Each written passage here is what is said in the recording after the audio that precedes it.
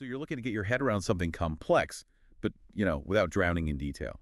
That's exactly what we try to do here. Yeah, we do the deep dive into the source material, pull out the key stuff so you get the insights fast. And today, that dive takes us into, well, the pretty murky world of organized crime, our source. It's actually that big Wikipedia entry on the subject. Organized crime. I mean, Yeah. the term itself brings images to mind, doesn't it? Maybe classic movie gangsters, elaborate heists. Right, and there's maybe a sliver of truth there sometimes, but the real picture is so much broader and, frankly, more complicated. Yeah, definitely. So this isn't about just rehashing those old cliches. Our mission today is to really unpack the structures, how these groups are actually built, Uh-huh. then explore the honestly staggering range of things they do. Right. Look at their history, which goes back further than you might think, and how academics try to make sense of it all. We want to give a clear framework. And preparing for this, I was genuinely struck by the sheer persistence of these groups over time. Yeah. And how incredibly adaptable they are. It's quite something. It really is. Okay, so let's get into it. We should probably start by looking at the different ways these groups actually organize. The model. Yeah. Exactly. The Wikipedia entry outlines a few key models. First up are these patron-client networks. Okay. Think less like a rigid pyramid, more like interconnected webs. Webs. Okay. Yeah. Personal loyalty is huge here. Often it's built on family, maybe shared backgrounds, social ties. So very tight-knit groups. Very. Within a larger network, sure, but based on trust, mutual favors. Almost like a criminal extended family, you could say. So not like a regular company with a clear org chart, more like a community, but, an illegal one where roles aren't always formally written down. That's a really good way to think about it. How they communicate, how they settle scores even. It often comes down to unwritten rules, Yeah. tradition, just knowing how things work. Gut. Now, completely different from that is the bureaucratic or corporate model. Ah, okay. This sounds more like what people might expect, like a regular business structure, just illegal business. Precisely. Here you get those rigid internal structures, a clear chain of command, lots of specialization, different people doing specific jobs. Division of labor. Exactly. You might even see roles assigned based on skill, not just loyalty. Often there are written rules, procedures, communication flows top down. But the source material says that trying to run a criminal group like a legitimate company has some built-in problems, doesn't it? It absolutely does. That top-down communication, every layer it passes through is a chance for it to get intercepted. Right. Risky. And keeping detailed records. Standard in business, but for criminals, that's a dangerous paper trail. Yeah, evidence. Plus, infiltration becomes a real threat. One person gets compromised, it could bring down the whole thing. And things like losing key people or internal fights for power can really destabilize these corporate-style groups. Okay, so we've got the sort of family web style and the more corporate style. What's next on the list? Next up, youth and street gangs. The entry mentions data showing a significant rise in the U.S., particularly between 2002 and 2010. What's really key here is the underlying gang culture. For a lot of young people, joining offers something they might not get elsewhere: belonging, status, self-esteem. A sense of identity, That- especially if they feel let down by, mainstream society or lack support at home. Exactly. And this links to that idea of zones of transition, right? I mean, those neighborhoods may be facing poverty, instability, where lack of broader social ties can actually strengthen bonds within these groups. Makes sense. The entry mentions a few theories trying to explain this: Cohen, Cloward, and Olin, Spergel, looking at why gangs form, how they operate based on available opportunities or lack thereof. Interestingly, it also notes that sometimes even interventions aimed at helping can backfire and accidentally make the gang more cohesive. That's a strange twist, but I can see it. If they feel targeted from the outside, it could just reinforce that us versus them mentality. Yeah.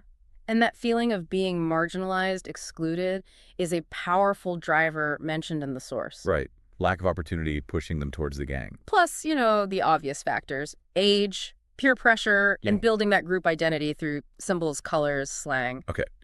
But is there agreement on how organized these youth gangs actually are compared to the adult groups? That's a good question, and the source says there's some debate. Some research, especially on gangs heavily into drug dealing, suggests they do have more structure. Like hierarchies, defined roles, more strategy. Kind of, yeah. While other studies find them much looser, more opportunistic, less internally disciplined. Hmm. But what is clear is that there's often a pathway from these youth gangs into more established organized crime groups. It can work for both sides. Also. Well, the older groups get recruits. Maybe they control street-level stuff like drug sales, arms, even sex trafficking through the younger gangs.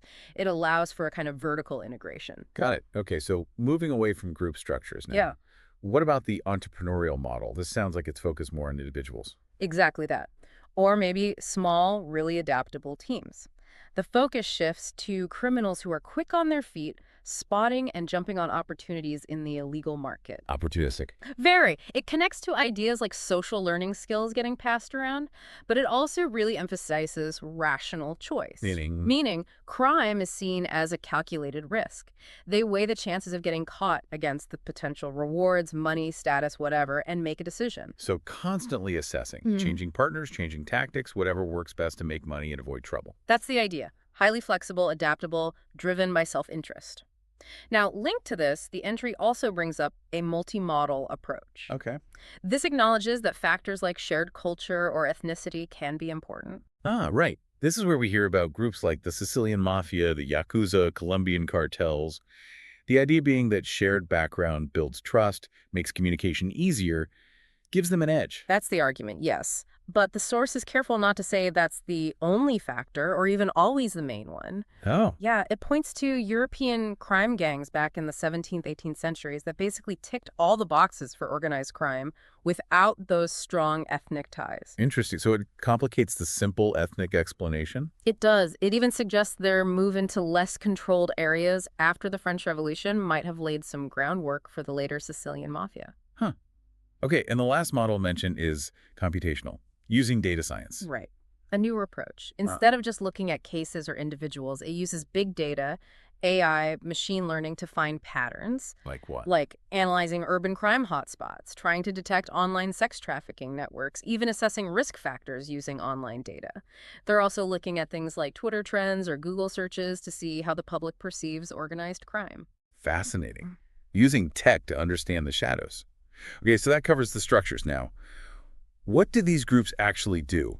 And the list in the source is pretty long. It is comprehensive, yes. Broadly, you can think of it as two main things. Providing illegal goods and services people want. Drugs, gambling, etc. Exactly. And sadly, victimizing businesses and individuals. How are businesses targeted? Oh, various ways. Extortion, obviously. Theft, hijacking cargo, outright robbery, fraud, like bankruptcy fraud, insurance scams, even stock market manipulation. Nasty stuff. And individuals. Also targets, car theft, art theft. Surprisingly, metal theft is mentioned too. Then the more direct crimes, bank robbery, burglary, jewelry theft. And increasingly, the digital stuff hacking, credit card fraud, identity theft, embezzlement. It's a huge list. And it doesn't stop there. They also defraud governments, rigging bids on contracts, counterfeiting goods, smuggling untaxed things like booze or cigarettes, and a crucial part is trying to corrupt public officials. To look the other way or actively help them. Precisely. It greases the wheels for everything else. The specific list is almost mind-boggling. Loan sharking, blackmail, assassination, illegal gambling, kidnapping, sex trafficking, smuggling drugs, arms, antiquities. It just goes on and on. Yeah, it really hits home how diverse their operations are. And violence seems like a core component. It's definitely a key tool. Assault, for instance. Used to intimidate, coerce, collect debts, scare off rivals, even just to assert dominance within the group itself. The entry notes how violence can become just normal, expected in that world. And then there's murder. The source mentions a shift from older ideas of honor killings in groups like the Yakuza or Mafia. Right, towards using it more broadly as a tool to enforce rules, eliminate competition, demonstrate power, retaliate. The figure of the hitman is a constant, though the specialist brought in to do the job. And they go to great lengths to dispose of bodies. Disturbingly so. The methods mentioned range from simple hiding to quite macabre things. Feeding bodies to animals, trying to dissolve them, disguising remains, all to prevent identification or investigation. Sometimes bodies are even left deliberately visible as a warning. That section on vigilantism was really striking. Criminal groups acting like law enforcement.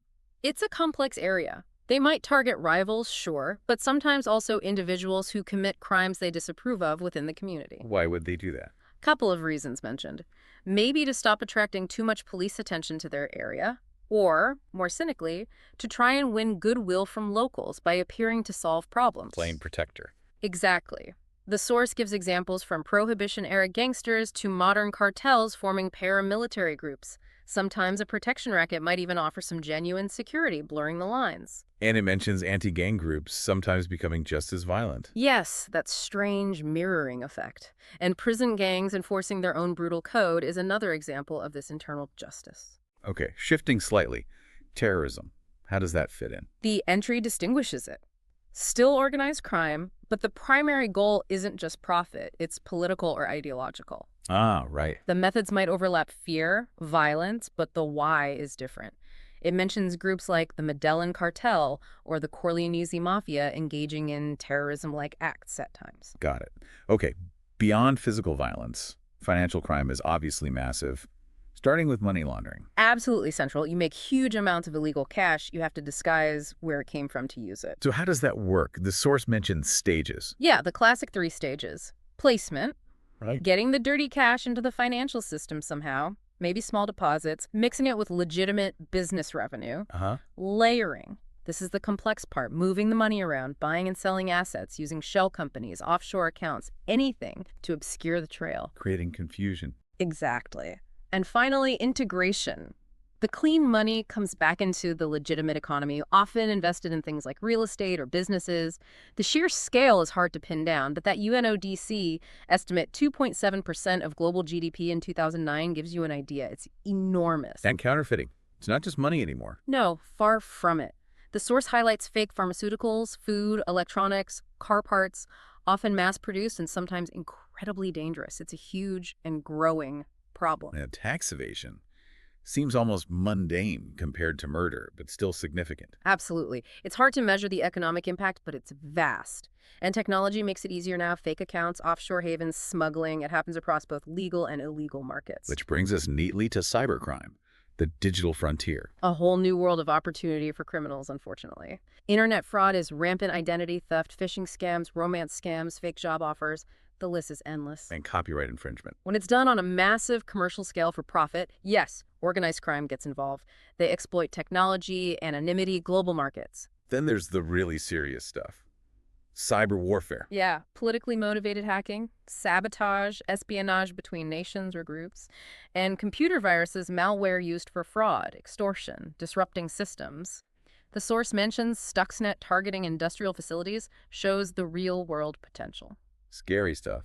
Okay, what about white-collar crime and corruption? Still major areas. Corporate crime, illegal acts by companies or execs for profit cost taxpayers billions. And remember, many seemingly legit businesses are fronts or owned by organized crime figures. Right, and labor racketeering. That's about infiltrating unions, employee benefit funds, controlling workforces through illegal means. It's got a long history in certain industries like construction, transport, often involves exploiting cheap labor, political corruption. And political corruption itself. Bribery, extortion. It's the grease that makes the wheels of organized crime turn smoothly, abusing public office for private gain. It's not only organized crime, but they rely heavily on it. That $1 trillion global bribery estimate is staggering. Definitely. And we can't talk organized crime without talking drugs. No, drug trafficking remains a core activity. The source names the key production regions, Golden Triangle, Golden Crescent, Latin America, notes the possible shift towards Afghanistan for heroin, mentions huge syndicates like Sam Gore in Asia. And the logistics behind it. Sophisticated, hidden labs, farms disguised as legitimate agriculture, remote locations for security. And it's not just big cities. Trafficking happens everywhere. Finally, underactivities. Human trafficking. Grim topic. Horrifically so. Sex trafficking, forcing women and children into prostitution, illegal immigration, and people smuggling, facilitating border crossings, often for profit, sometimes with consent, sometimes not. And modern slavery. Yes, forced labor, debt bondage. The numbers are shocking, potentially tens of millions worldwide. The source calls it the fastest growing criminal industry. A truly sobering thought. It really is. Okay, wow. That's a massive scope of activities. Let's shift gears now and look back. Where did all this begin? The history section in the source had some surprises. It really did. It challenges the idea that organized crime is just a modern city thing. For much of history, crime was more rural. Think pirates, bandits disrupting trade routes. Right. The source draws an interesting parallel. Piracy and banditry were to the pre-industrial world what organized crime is to ours now. And globally, it's ancient thugs in India centuries ago, smuggling rings, Italian and Japanese groups with long histories, even suggests early conquerors shared traits with crime groups. And the detailed look at fencing in Ming and Qing China was fascinating. These weren't just petty crooks, they were embedded in society. Exactly. Often merchants with other jobs, but crucial nodes in the criminal network. They weren't just passive receivers of stolen goods, they managed relationships with bandits, informants, even officials, used tea houses, inns, brothels as meeting spots. It was a whole ecosystem. And the punishments varied depending on what was stolen. Yeah, showing what the state worried about. Most military gear, government salt monopolies, things that threatened state power directly got the harshest penalties. Okay, moving forward. The 19th century. We start seeing more familiar patterns. We do. Victorian London saw criminal families involved in pickpocketing, prostitution, fraud, burglary. They even had their own slang. Think figures like Adam Worth, the Napoleon of crime. Moriarty's inspiration. Supposedly, yes. And in the American West, you had early organized gangs along the border, cattle rustling, smuggling, the Wild Bunch, Cochise Cowboys. Right. Then the 20th century. This is where the academic study really starts trying to define it. Yes. You get Cressy's famous Cosa Nostra model formal structure hierarchy, but then others, like Albini, argued it was more fluid, more like those patron-client networks we discussed earlier. Less rigid. Right. Then the Anis focused on kinship blood ties, marriage ties, as the glue holding Italian-American groups together. But then there was pushback.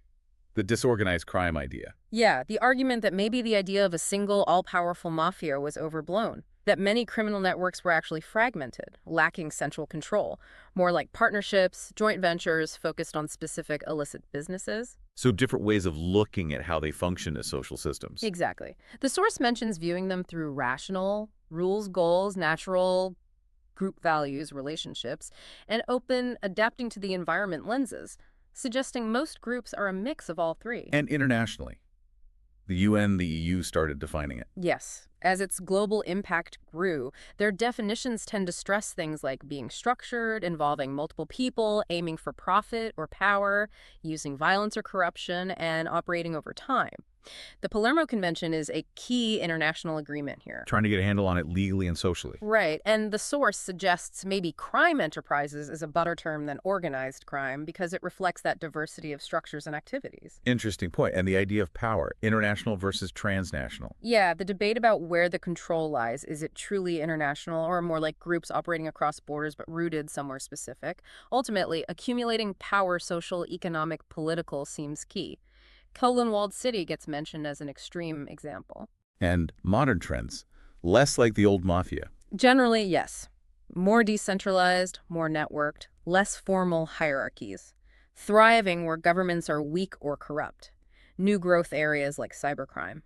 And, crucially, more cooperation between different criminal groups globally. Which makes it harder for law enforcement. It does, though law enforcement cooperation is also increasing in response. Okay, that brings us to the final section. Yeah. The academic analysis.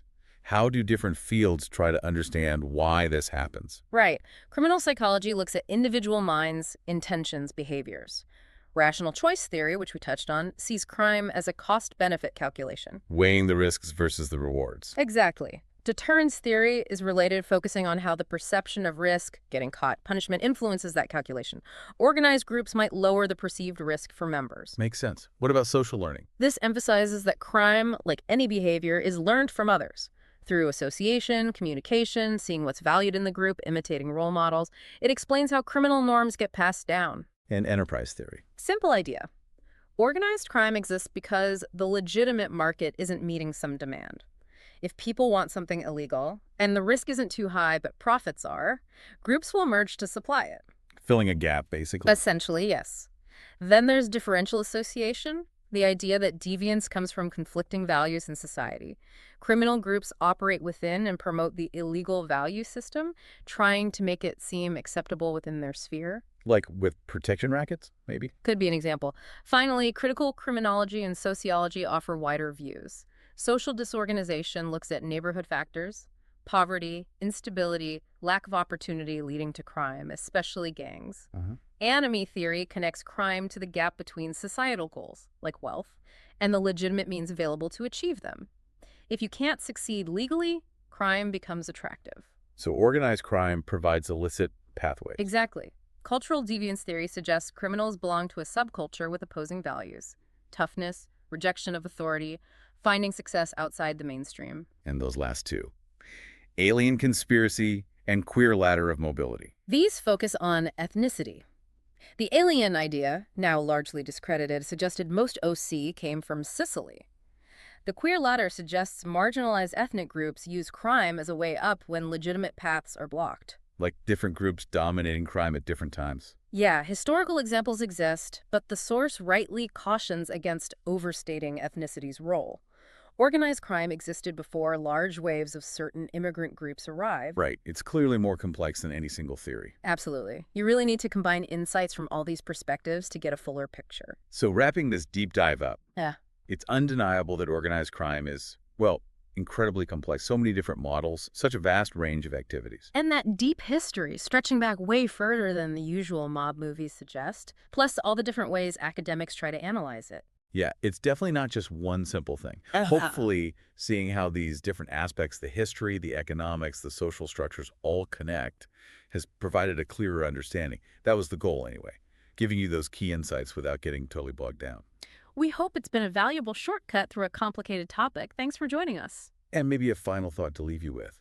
As technology keeps racing ahead and the world gets ever more connected through globalization, how will organized crime adapt next? How will these groups continue to evolve and exploit new opportunities in that changing landscape? Something to definitely think.